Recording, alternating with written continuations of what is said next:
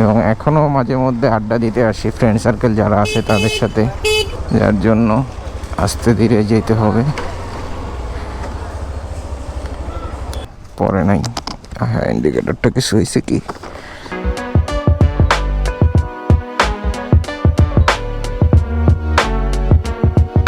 আসসালামু আলাইকুম, কি অবস্থা পাইলেন? আশা করি সবাই ভালো আছেন, সুস্থ আছেন। সো বৃষ্টি বাদলের দিন বাইকে একটু ওয়াশ করানো দরকার থাকে। ভাবলাম আজকে ওয়াশ করাবো সকালে ঘুম থেকে ওইটা, বাট ঘুম থেকে ওঠার পর থেকে দেখি বৃষ্টি, যার জন্য আর ওয়াশটা আজকে করাইলাম না। সো অনেকেই আমার কমেন্ট করে বলেন যে ভাই আপনার বেশিরভাগ ভিডিও রাত্রে কেন হয়, দিনে হয় না কেন? দিনে তো আমি একটু আমার কাজকর্ম নিয়ে ব্যস্ত থাকি, যার জন্য হয় না। ঘুম থেকে উঠি, এডিটিং করি, এডিটিং শেষ করে আবার একটু বিজনেসের দিকে আগাই। যে আমাদের ক্যাটারিং বিজনেস আছে সেটাতে মাঝে মধ্যে একটু সময় দেওয়া লাগে, যেমন আজকে যাচ্ছি, না হয় বাসায় থাকি, যার জন্য এই যে আজকে বের হইলাম। তাই আপনাদের সাথে শেয়ার করতেছি যে হ্যাঁ আমি কিন্তু দিনেও বের হই। সে যাই হোক, ওইটা ব্যাপার না, যাচ্ছি হচ্ছে বনানীতে। সো একটু আগে বাবা ফোন দিল, বলল যে কাজ না থাকলে একটু বনানী যাইতে। আজকে আমাদের ক্যাটারিংয়ের কিছু খাবার এক্সট্রা রয়ে গেছে, যার জন্য যাচ্ছি ওগুলো নিয়ে আসতে বাসায়। এই হচ্ছে গিয়ে এখনকার প্ল্যান। রাস্তাঘাটও আজকে একটু খালি খালি আছে, সিগন্যালটাও ছাড়া একটু আর্লি বের হয়ে যাই। সো অবশ্য দূরে কোথাও যাওয়া হচ্ছে না দেখে ভিডিও খুব কম আসতেছে। দূরে বের হইলে না হয় ভিডিও ভালো আসবে, বেশি আসবে। আবার ট্রাভেল শুরু করব, কিছু কাজ আছে, কিছু ফিনান্সিয়ালি প্রবলেম ছিল, এগুলো আস্তে ধীরে ঠিক করতেছি। অবশ্য অনেকে জানতে চাইছেন যে ভাই কেন ফিনান্সিয়ালি প্রবলেমটা হয়েছিল, সেটা বলবো, আর একটু সময় নেই, তারপরে না হয় বলবো। সো আপাতত একটু স্টেবল হয়েছি, এটাই আল্লাহর কাছে শুকরিয়া। সো স্টেবল হওয়ার পিছনে কারণটা হচ্ছে বাইকটা আসার কারণে অনেক কাজকর্ম একটু বেড়ে গেছে, বাহিরে বের হচ্ছি, কাজ করতে পারতেছি। যার জন্য দিন যত যাচ্ছিল মনে হচ্ছিল যে প্রবলেম আমার বেড়েই যাচ্ছে, কোনো সলিউশন বের করতে পারতেছিলাম না। সো বাইকটা হওয়ার কারণে মোটামুটি অনেকটা সলিউশন চলে আসছে। ঢাকা সিটির সবচেয়ে পশ এরিয়া গুলশান। সো আগে একটা সময় ছিল যখন কোথাও ঘুরতে যাইতাম বা কোথাও যাইতাম আব্বুর সাথে, তো মানুষ যখন বলতাম আমরা গুলশান থেকে আসছে, আতঙ্ক থাকতো যে হ্যাঁ গুলশান থেকে আসছে।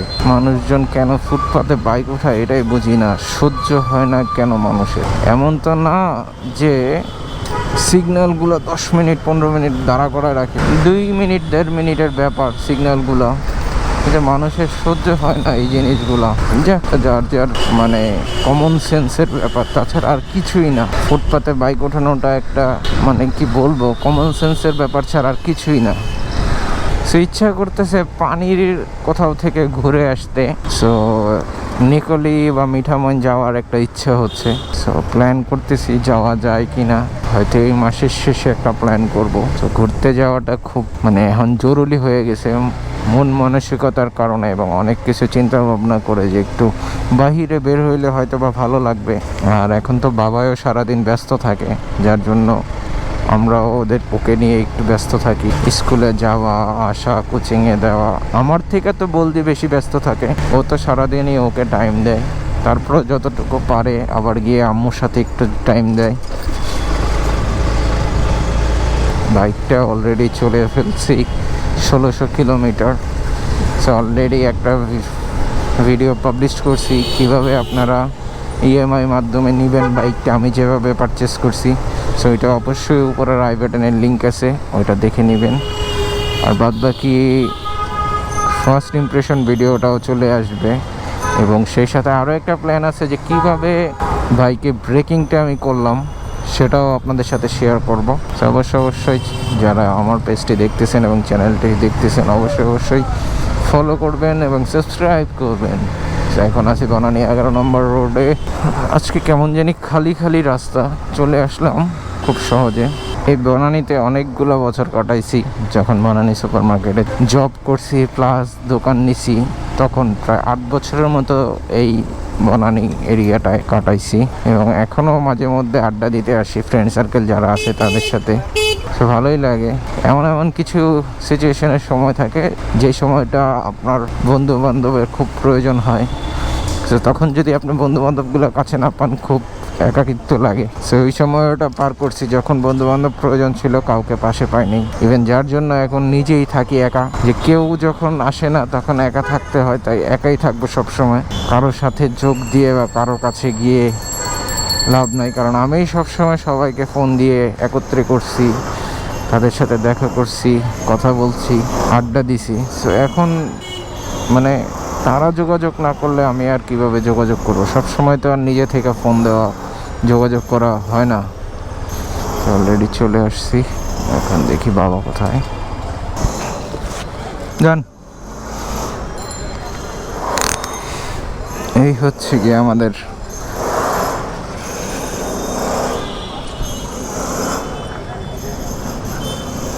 এটাই আমাদের ফ্যামিলি বিজনেস ক্যাটারিংয়ের। আজকে অনেকগুলো খাবার রয়ে গেল, বুঝলাম না। আজকে রবিবার, আবার হচ্ছে অনেক ছুটি দিয়ে দিছে নির্বাচনের জন্য, কারণ এইদিকে নির্বাচন 17 আসনের, যার জন্য অনেক অফিস আদালত সব কিছু বন্ধ। সো এটা হয়তো বাবার খেয়াল নাই, যার জন্য অনেকগুলো খাবার রয়ে গেল। যাই হোক, আস্তে ধীরে যেতে হবে, কারণ এক সাইড একটু ওয়েট হয়ে গেছে। কারণ বেনিলিতে হাঙ্কে তো 2 সাইডে ক্যারিয়ার ছিল, 2 সাইডে বসায় নিতে পারতাম। এই বাইকে তো এখনও কিছুই সেট করি নাই, যার জন্য আস্তে ধীরে যেতে হবে। না তুললেই হয়, হাইট ক্রাস একটু বাঁকা হয়ে গেছে।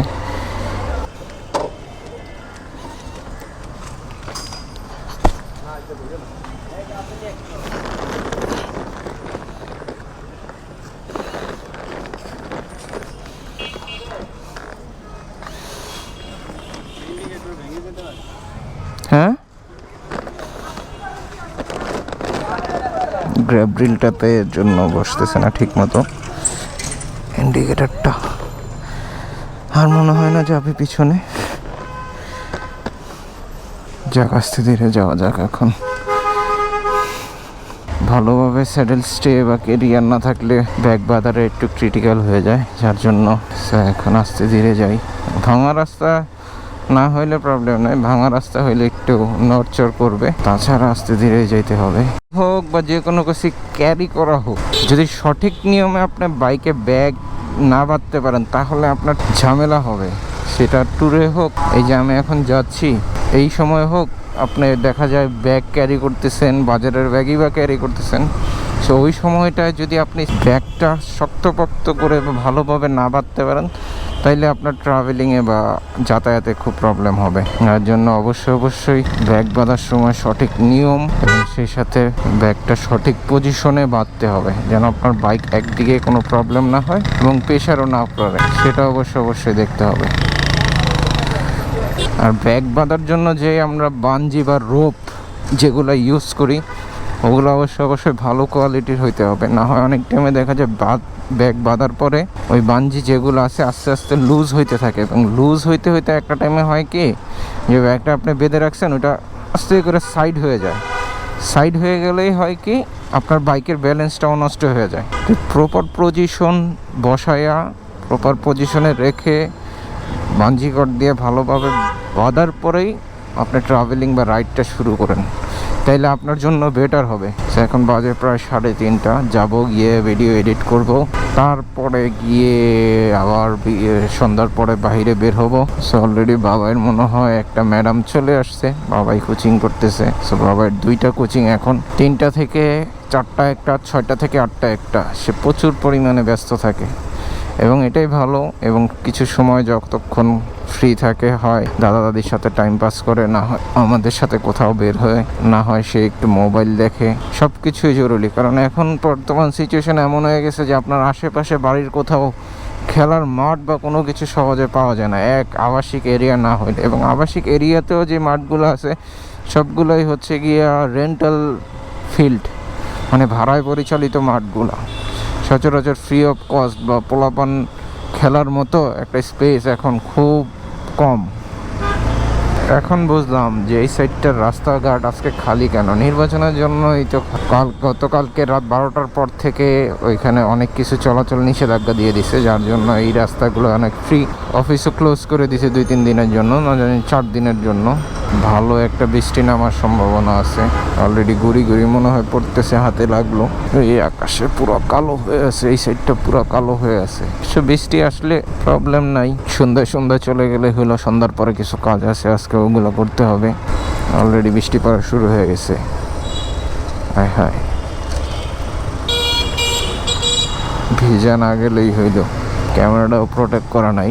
অবশ্য হালকা পাতলা বৃষ্টি হইলে গোপ্রো মিডিয়াম মোড থাকলে কোনো প্রবলেম হয় না তেমন একটা, কারণ ইন্ডিয়াতে মোটামুটি ভালো বৃষ্টিতে আমি রাইড করছি। ইন্ডিয়ার ব্লগগুলো এডিট করতে পারতেছি না, যার জন্য আপনাদের সাথে শেয়ার করতে পারতেছি না। প্রায় 1 বছর হয়ে গেল ট্যুরের, এখনও আপনাদের সাথে ইন্ডিয়ার ব্লগগুলো শেয়ার করতে পারি না। ইনশাল্লাহ খুব শীঘ্রই দিয়ে দেবো। দিয়ে খুব সুন্দর একটা রাস্তা হয়েছে একদম রূপগঞ্জ বের হওয়ার জন্য। সো ইনশাল্লাহ এই ফ্রাইডেতে ইচ্ছা ছিল যাওয়ার, যাইতে পারি নাই, বাট ইনশাল্লাহ আগামী ফ্রাইডেতে যাব সবাইরে নিয়ে, বাবাই বলদিরে নিয়ে। সো ঘুরে আসবো। গেটটা তো খোলা আছে, তাহলে তো ভিতরে ঢুকে গেলেই পারি। সেই জায়গাটা থেকে বাইক চুরি হয়েছিল। হ্যাঁ, আম্মুদি বাসায় নেই, আমার ফোন দিতে ও গর্ত তালা মারা, কাত হয়ে গেছে গা। ঠিক আছে, পরে নাই। হ্যাঁ, ইন্ডিকেটারটা কিছু হয়েছে কি, একটু বাঁকা হয়ে আছে। যাক, কাজ শেষ করে এখন বাসার দিকে চলে এলাম, আম্মুর বাসা থেকে। হ্যাঁ, ওকে এডিট করতে হবে ভিডিও। এডিট করার পরে আবার বিকালে বের হবো। বিকালে না, সন্ধ্যার পরে। তারপরে গিয়ে আবার কাজ কাম। সো এই হচ্ছে জীবনযাপন যাচ্ছে। সো ইনশাল্লাহ এইভাবেই ডেইলি ব্লগ যতটুকু পসিবিলিটি করে যাব। সে সবাই সাপোর্ট করবেন, দোয়া করবেন। সেই ভিডিওটা এই পর্যন্তই থাকছে। আশা করি সবাই ভালো থাকবেন, সুস্থ থাকবেন, সবসময় ফুল ফেস হেলমেট পরে রাইড করবেন। Ride hard, ride safe, helmet. আসসালামু আলাইকুম।